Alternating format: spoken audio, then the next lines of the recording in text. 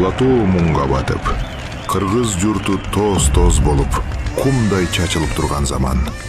Улуттун аты өчүп, үмүт үзүлө жаздаганда, жараткан элге өз жообун берди. Ал келди, Айкөл Манас. Акырса айбат, күкүрсө күч, жер силкинткен арстан, жүрөгү океандай кенен баатыр. Ал так үчүн эмес, намыс үчүн, элди сактоо үчүн жаралган. Ал мүмкүн эмес ишти кылды. Чачылган 40 урууну бир кызыл туунун астына бириктирди. Кулалы таптап куш кылдым, курама жийип журт кылдым.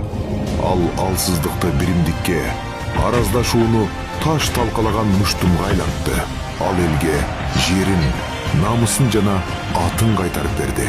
Анын курч кылычы коргон, даанышмандыгы калкан болду. Манас өлгөн жок. Ал тоолордун желине, дарыялардын шаарына айланды. Көктө ала тоо турганда, көкүрөктө кыргыз жүрөгү соккондо, Манас түбөлүк жашайт. Жараткан, менин урпактарыма ынтымак бере көр. Ичинен иритип, сыртынан бөлүштүргөн душмандан сакта.